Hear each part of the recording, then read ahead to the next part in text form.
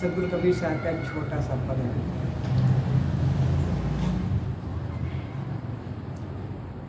यह तन विष की बेलरी गुरु अमृत की खान, शीश दिए जो गुरु मिले तो भी सस्ता जान। ये चुनरी है अनमोल, दिन दिन भजन करो। ये चुनरी है अनमोल, दिन दिन भजन करो। भजन करो रे भाई भजन करो, भजन करो रे भाई भजन करो। ये चुनरी है अनमोल, दिन दिन भजन करो। जब चुनरी का जन्म हुआ था, चुनरी का जन्म हुआ था, बजे नगर में ढोल। दिन दिन भजन करो, भजन करो रे भाई भजन करो। भजन करो रे भाई भजन करो। ये चुनरी है अनमोल, दिन दिन भजन करो। ये चुनरी मोहे प्यारी लागे, ये चुनरी मोहे प्यारी लागे। दिन दिन करत किलोल, दिन दिन करत किलोल। दिन दिन भजन करो, भजन करो रे भाई भजन करो। ये चुनरी है अनमोल, दिन दिन भजन करो। जब चुनरी पे आई जवानी, जब चुनरी पे आई जवानी, अकड़ के चलते लोग, अकड़ के चलते लोग। दिन दिन भजन करो, भजन करो रे भाई भजन करो। ये चुनरी है अनमोल, दिन दिन भजन करो। जब चुनरी पे आई बुढ़ापा, जब चुनरी पे आई बुढ़ापा, मुख से न निकलत बोल, मुख से न निकलत बोल। दिन दिन भजन करो, भजन करो रे भाई भजन करो। ये चुनरी है अनमोल, दिन दिन भजन करो। कहत कबीर सुनो भाई साधो, कहत कबीर सुनो भाई साधो। भजन करो दिल खोल, भजन करो दिल खोल। दिन दिन भजन करो, भजन करो रे भाई भजन करो। ये चुनरी है अनमोल, दिन दिन भजन करो। बोलिए सद्गुरुदेव की जय। सद्गुरु कबीर साहब का एक प्रसिद्ध पद है जो कुछ कुछ आज के संदर्भ में है। तो सद्गुरु कबीर साहब कहते हैं, बुझ बुझ पंडित पद निर्वाण, सांझ परे कहवा बसे भान। ऊंच नीच पर्वत ढेला न ईंट, बिन गायन तहवा उठ गीत। ओस न प्यास मंदिर नहीं जहवा, सहस्रो धेनु दुहावै तहवा। नित अमावस नित संक्रांत, नित नित नवग्रह बैठे पा। मैं तो ही पूछाऊं पंडित जना, हृदया ग्रहण लागू कही खना। कहाँ कबीर इतनो नहीं जान, कौन शब्द गुरु लागा कान। तो सदगुरु कबीर साहब कहते हैं, बुझ बुझ पंडित पद निर्वाण। ऐ पंडितों, निर्वाण पद को बूझो, निर्वाण पद को समझो। निर्वाण क्या होता है? निर्वाण का अर्थ होता है बुझ जाना। किसका बुझ जाना? वासनाओं का बुझ जाना, उसे कहा जाता है निर्वाण। तो कबीर साहब कहते हैं बुझ बुझ पंडित पद निर्वाण। किनको समझने के लिए कह रहे हैं? पंडितों को। क्यों कह रहे हैं पंडितों को निर्वाण को समझने के लिए? क्योंकि पंडितों के अनुसार से निर्वाण का मतलब होता है सब कुछ का समाप्त हो जाना। पंडितों के आधार पर निर्वाण का मतलब होता है सब कुछ का समाप्त हो जाना। प्राणियों का, वनस्पति का समाप्त हो जाना निर्वाण कहलाता है। लेकिन वो वस्तुतः निर्वाण नहीं है। निर्वाण का मतलब होता है वासनाओं का बुझना। उसी को लेकर कबीर साहब कह रहे हैं, ए पंडितों समझो। उन्होंने निर्वाण के लिए पंडित पुरोहित और क्या करते हैं? उत्तर दिश का पंडिता रहा विचार विचार, आगी जो लागी समुद्र में कांदो जरी भई छाद। उत्तर दिश का पंडिता रहा विचार विचार। पंडित क्या करते हैं? मानते हैं उत्तरायण में जब शरीर छोड़ता है मनुष्य तो वो निर्वाण को प्राप्त करता है। उत्तरायण अभी क्या चल रहा है? उत्तरायण चल रहा है। उत्तरायण का मतलब होता है सूर्य और पृथ्वी। पृथ्वी सूर्य की परिक्रमा करता है तो सूर्य, पृथ्वी का भाग सूर्य के सामने उत्तर भाग, उत्तर पूर्व को लेकर ज़्यादा होता है। पृथ्वी का उत्तर पूर्व भाग सूर्य के सामने होता है तो उसे कहा जाता है उत्तरायण। और जब पूर्व और दक्षिण का भाग, पूर्व और दक्षिण का भाग सूर्य के सामने होता है उसको कहा जाता है दक्षिणायन। इस समय उत्तरायण में है। और उत्तरायण में जब होता है तो पृथ्वी सूर्य से दूर होते जाता है। और दक्षिणायन जब होता है तो पृथ्वी सूर्य के नज़दीक होते चला जाता है। तो ये एक प्रक्रिया है। तो पंडित पुरोहित क्या मानते हैं? उत्तरायण जब होता है पृथ्वी और सूर्य की गति में, उस वक्त, उस समय में, ये 6 महीने का समय होता है, इस दौरान कोई भी मनुष्य शरीर छोड़ता है, चाहे वो कुकर्मी हो, चाहे वो हिंसकी हो, चाहे वो लुटेरा हो, चाहे गलत कर्मी हो। यदि उत्तरायण में शरीर छोड़ता है तो ब्राह्मण पुरोहितों के अनुसार से ये है कि वो मर गया, मतलब वो निर्वाण को प्राप्त करता है। क्योंकि यदि तुम कहते हो कि निर्वाण में जब आदमी का शरीर छूट जाता है तो वो मोक्ष को प्राप्त करता है, फिर आत्मा कहाँ गया? क्योंकि वो साधना का काम, संयम का काम, भक्ति का काम तो किया नहीं। क्या क्या? कुकर्म किया, चोरी किया, लूटपाट किया, हिंसा हत्या किया, और मरने के पश्चात तुम कहते हो निर्वाण को प्राप्त कर लिया। तो ये तो वैसे हो गया जैसे रात्रि होने पर आप कहते हो कि सूर्य छिप गया। सूर्य छिप गया।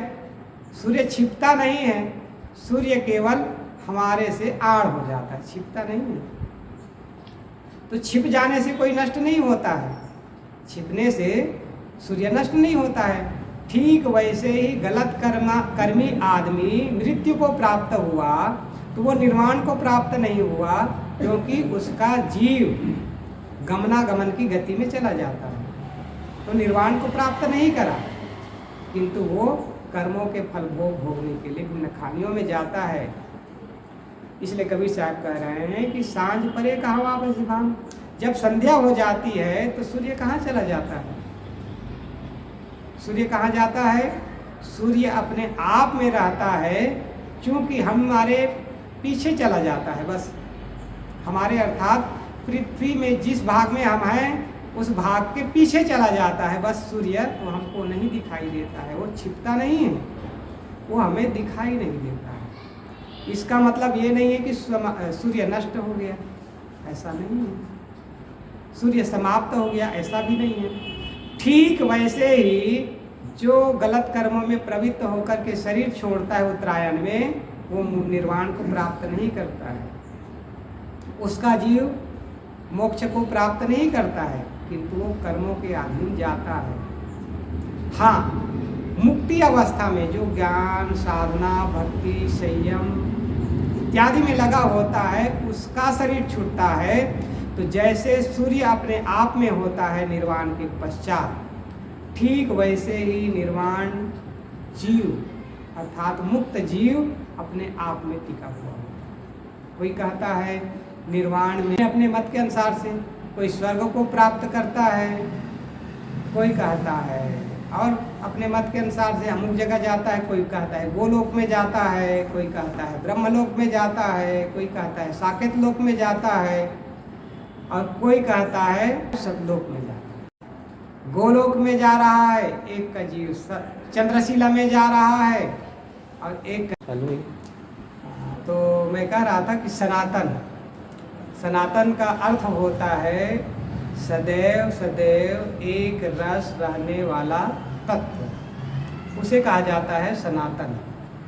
जो सत्य होता है, शाश्वत होता है, एक रस होता है और अपरिवर्तित होता है, उसे कहा जाता है सनातन।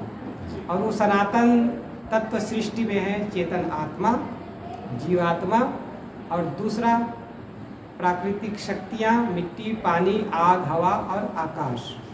ये नेचुरल प्राकृतिक शाश्वत सत्य तत्व है। और दूसरी बात आती है सनातन धर्म कहा जाता है। तो सनातन के साथ साथ धर्म लगा हुआ है, तो पहले धर्म को समझा जाए। धर्म का अर्थ होता है स्वभाव। धर्म का पहला अर्थ होता है स्वभाव और धर्म का दूसरा उसका रूप होता है नेचर। इसे हम क्या कहते हैं? मनुष्य का नेचर कहते हैं ना, मनुष्य का स्वभाव। तो धर्म का दूसरा अर्थ होता है नेचर। स्वभाव एक ही मतलब है, एक ही मतलब है। स्वभाव कहें या नेचर कहें, एक ही बात है।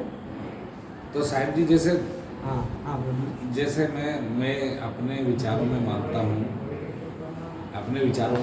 हूँ, साहिब जी, जो गुण है श्रेष्ठतम जो गुण है वही धर्म है।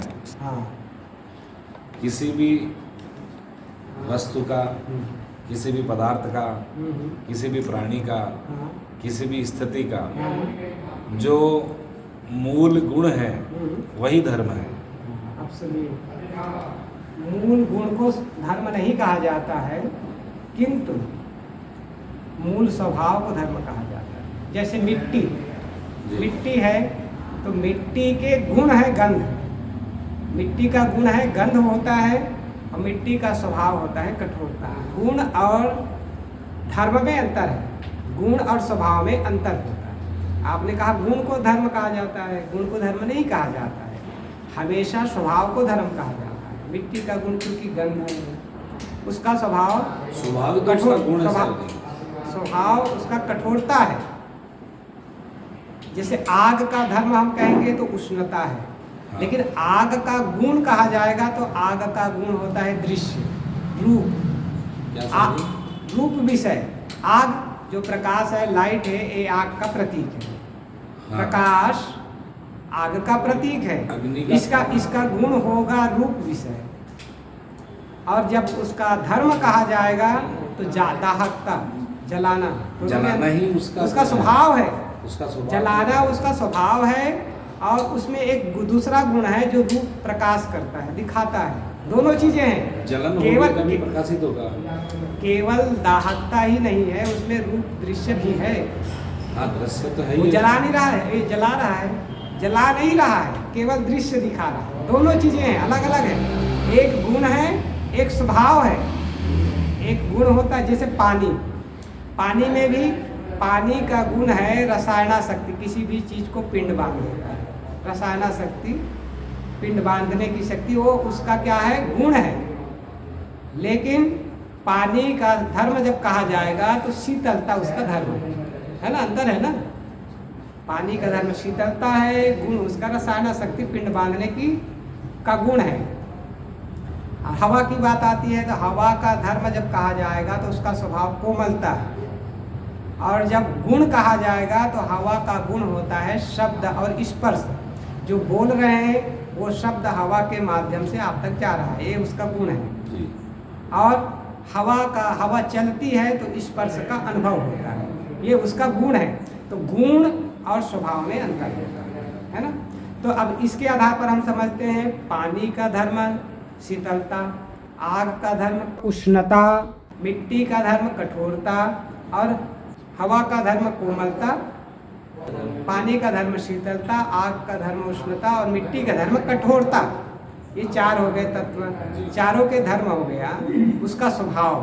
ठीक वैसे ही मनुष्य है तो मनुष्य का धर्म मानवता होगा, ना कि सनातन होगा। अब चूंकि सनातन कहने वाला मानवता को सनातन धर्म नहीं कहते, सनातन वाले मानवता को सनातन धर्म नहीं कहते। किसको कहते हैं? मंदिर में जाके पूजा करना, मंदिर में जो मूर्ति रखी हुई है, राम, सुनिए, राम कृष्ण विष्णु शिव, जो भी देवी दुर्गा 33 करोड़ देवी देवता की पूजा करना, उपासना करना, उसको भगवान मानना, इसको सनातन धर्म कहते हैं। नहीं, इसको सनातन धर्म कैसे कह सकते हैं? सनातनी लोग यही कहते हैं कि हमारा धर्म नहीं मानते, मतलब मंदिर में पूजा नहीं करते। नहीं, कोई कुछ कहते वो नहीं, ये नहीं कहते हैं कि मानवता को नहीं मानती है, कोई नहीं कहता। सनातन धर्म का मतलब होता है मानवता। मनुष्य है, मनुष्य के साथ प्रेम का व्यवहार कर रहा है, ये सनातन धर्म है। तो मानव का मंदिर में जाके पूजा करना, उपासना करना, ये सनातन धर्म नहीं है। ये क्या है? का मूल स्वभाव तो धर्म है साहब जी। ये क्या है? भिन्न भिन्न लोगों की भिन्न भिन्न मान्यता और उसकी पूजा प्रक्रिया, कर्मकांड और विधान है, न कि धर्म है। तो सनातन धर्म का मतलब होता है मानवता। अब हम चलते हैं रामायण पे, चलते हैं। रामायण में ये नहीं कहा गया है कि सनातन धर्म अमुक है। रामायण से ही बात शुरू करते हैं, क्योंकि आधार मानते हैं ज़्यादातर लोग, वेद को कहते हैं लेकिन आधार रखते हैं रामायण का। रामायण में राम के द्वारा क्या कहा गया है? धर्म की परिभाषा देते हुए गोस्वामी जी ने कहा है, पूछा गया गोस्वामी जी से कि हम धर्म, सनातन धर्म किसे कहें? तो बैठ जा रहे हैं। तो गोस्वामी जी ने सबसे पहली बात कहा है, धर्म न दूसरा सत्य समाना, आगम निगम पुराण बखाना। साफ साफ गोस्वामी जी कह रहे हैं, धर्म न दूसरा सत्य समान, सत्य के समान दूसरा कोई धर्म नहीं है, ऐसा आगम ग्रंथों में कहा गया है, निगम वेदों में कहा गया है, और आगम निगम पुराणों में भी यही कहा गया है कि सत्य को धर्म कहा गया है। तो सत्य ही तो सनातन है साहब। मैं भी ये निवेदन कर रहा हूँ, सत्य ही सनातन है। लेकिन जहाँ तक धर्म की बात आती है तो लोग कहते हैं मंदिर में नहीं जाते वो सनातनी नहीं है। जब कबीरपंथी नहीं करते हैं, आप तो कबीरपंथी हैं चूंकि, लेकिन ज़्यादातर बात आती है कबीरपंथी सनातन धर्म को नहीं मानते, यही बात आती है। तो कबीरपंथी क्या मानवता को नहीं मानते हैं? क्या सत्य को नहीं मानते? बात आएगी ना। अब दूसरा, केवल सत्य को धर्म नहीं कहा गया सनातन, और आइए नीचे गोस्वामी जी से फिर पूछा गया, सत्य को ही हम सनातन धर्म कह सकते हैं कि कोई और है? तो गोस्वामी जी उसी रामायण में कह रहे हैं, परम धर्म श्रुति विदित अहिंसा, पर पीड़ासम अघन करीसा। रामायण में क्या कह रहे हैं? परम धर्म श्रुति विदित अहिंसा। परम धर्म है श्रुतियों में, वेदों में कहा गया है अहिंसा को परमो धर्म, लेकिन उसी वेद को उठा करके देखो तो बलि प्रथा कितनी ज्यादा, और प्राणियों को सताना, मारना, काटना, खाना, ये सब चल रहा है, फिर भी कहेंगे सनातनी। सनातन का गुण नहीं है, गुण नहीं है ना, धर्म नहीं है, धर्म नहीं है, धर्म नहीं, लेकिन चल रहा है, सनातनी कहला रहे हैं, सनातन धर्मी भी कहला रहे हैं, लेकिन सनातन से शायद जोड़ नहीं सकते, जोड़ नहीं सकते ना। तो धर्म तो असली यही है ना, नहीं, असली जैसे आप बलि की बोल रहे हैं तो सनातन का पार्ट भी नहीं है, पार्ट ना नहीं ये है। सनातन है ना ये सत्य है। हम्म। ये तो राक्षसी प्रकृति है। राक्षसी प्रवृत्ति तो है। सनातन को मानने के लिए इसका भी निषेध लागू होना है। चाहिए, होना चाहिए ना। तो सनातन में निषेध है ये। सनातन में निषेध जी। है, लेकिन वही सनातनी कर भी रहे हैं। नहीं, ऐसे वही तो सनातनी कर भी रहे वो हैं। शराब पीकर नाली में गिरा रहे, तो वो तो हाँ। साहब जी अलग विषय हो गया, सनातनी नहीं रहेगा क्या? लेकिन वो सनातनी तो चिल्ला रहा है ना बात वो पे। उसके गुण धर्म में मतलब विकृति आ गई। कोई शराबी अगर शराब पी के गिरता है, सनातन को भी फॉलो करता है, हाँ। लेकिन वहाँ विकृति है उसकी हाँ, मानसिकता तो वही की, तो माना जाएगा ना। धर्म की विकृति नहीं है वो। हाँ, वो व्यक्तिगत विकृति है, उसकी खुद की मानसिक असंतुलन है वो। मानसिक असंतुलन तो है, लेकिन जो सनातन कहने वाले लोग भी तो पूजा पद्धति को ही सनातन धर्म कहते हैं ना। आप मंदिर वालों से आप पूजा पद्धति उसका विषय है। जहाँ तक आप जा करके प्रश्न करेंगे कि सनातन धर्म क्या है, तो पहली परिभाषा देगा कि मंदिर में पधारे गए जो भी भगवान की मूर्तियां हैं उसको भगवान मानो। हाँ, वो जो यही असली मोटा-मोटी सनातन धर्म यही कहता है। ये नहीं कहता है कि सत्य सनातन धर्म है, अहिंसा सनातन धर्म है। उसी रामायण पे फिर तीसरी बात आती है, परहित सरिस धर्म नहीं भाई, पर पीड़ासम नहीं अधमाई। तीसरी बात फिर ये कहते हैं, परहित दूसरे के हित करने के समान कोई दूसरा धर्म नहीं है, पर पीड़ासम नहीं अधमाई। और किसी भी प्राणी को पीड़ा देने के समान कोई अधर्म नहीं है, ये भी कहा जा रहा है। लेकिन वही सनातनी आज क्या करता है, अपने भाई को, पड़ोसी को क्या करता है, वो तो कहलाता तो सनातनी है, तो अधर्मी करता हो है, गया वो। करता तो है अधर्मी का काम। जी जी हाँ, तो वो अब अधर्मी, उसको हम सनातनी कहें कि असनातनी कहें, वो धार्मिक रहे, वो अधर्मी हो गया। जो पीड़ा दे रहा है वो अधर्मी हो फिर वो गया। सनातनी कहाँ कहलाए फिर? सनातन में वो उसकी खुद की मानसिक विकृति है, धर्म में विकृति नहीं है। वो व्यक्तिगत उसकी मानसिक संतुलन की गड़बड़ी है। तब फिर हम कह सकते हैं ना, लेकिन वो मानने को तैयार भी नहीं होता है। ऐसे कोई नशेड़ी के हम जोड़े बाजार सकड़े, तो वो तो गलती उसकी सनातन की नहीं है। देखिए एक क्या चला हुआ है, सनातन का केवल हो हल्ला चला हुआ है। वस्तुतः कोई जो कहना चाहिए बुद्धिजीवी होगा, वही सनातन धर्म का फॉलो करता होगा, उसको समझता होगा और उसको जानता होगा।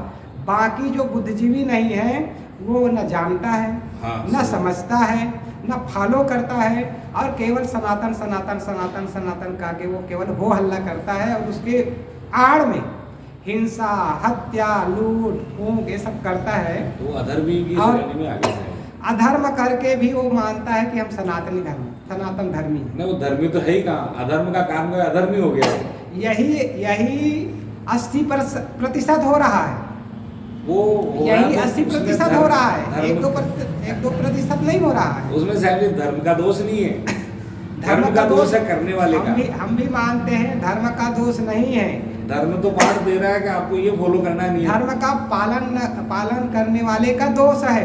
पालन करने वाले की गड़बड़ी है। शराब पीकर कार नहीं चलाना, लेकिन फिर भी चलाएगा। पालन करने वाले का ही दोष नहीं है, पालन करवाने वाले का भी दोष है वहाँ। हाँ, पालन करवाने वाले, अच्छा, पालन करवाने वाला ही दोषी है, पालन करने वाला ही दोषी होगा। आपके विषय में कोई समझता कोई नहीं समझता, कहीं के लिए बैठे इतने लोग बात। हाँ, सही है। इनको बोल दो आप 2 घंटे के लिए इसको बंद करिए, काट।